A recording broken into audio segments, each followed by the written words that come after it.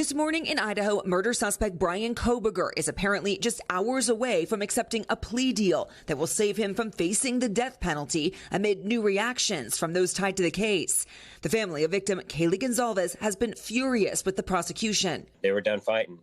They had given up.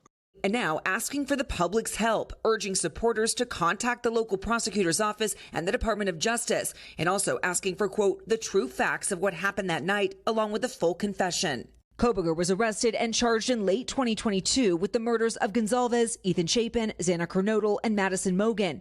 Prosecutors say DNA found on a knife sheath at the crime scene that matched Kohberger's is just one piece of the mountain of evidence against him. His lawyers say he has maintained his innocence. While the Gonzalez family wanted Kohberger to face trial and the death penalty, Ethan Chapin's family telling NBC News that they support the plea deal. In 2023, Ethan's mother, Stacy, shared with Today why they would not attend the trial. It does not change the outcome of our family, and it just is energy that doesn't feel like it's well spent. The deal still coming as a surprise to legal experts. I was shocked by it.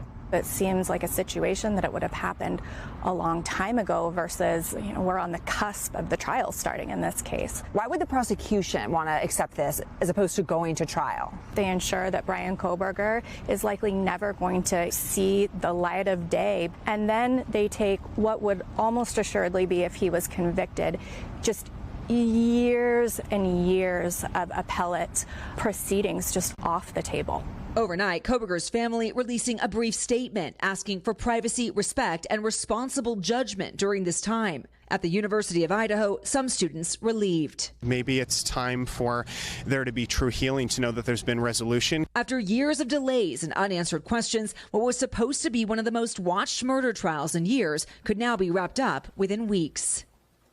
So, Liz, what are some of the questions, and there are many, but what are some that we might get answers to at that hearing that's going to start in a few hours?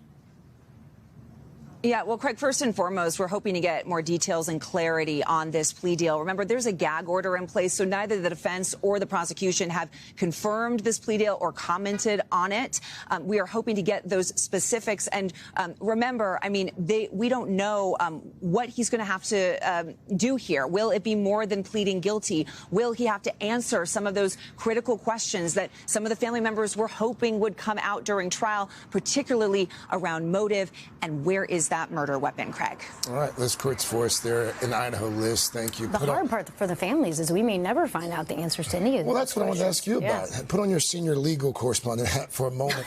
Hey, so in Idaho, if he allocutes, first of all, he doesn't have to allocute. Yeah. But if he does not have to disclose anything about the crimes. All he'll be saying is, I'm pleading guilty because I am, in fact, guilty, and he doesn't have to say anything about motivation or any other information at all. Is there a universe in which the judge would say, you know what, I've heard from some family members, I want you guys to reconsider this, go to trial? If, in fact, he wasn't facing life behind bars, maybe, but the penalty here is still significant. Doesn't mean that the parents don't still have qualms with it, though.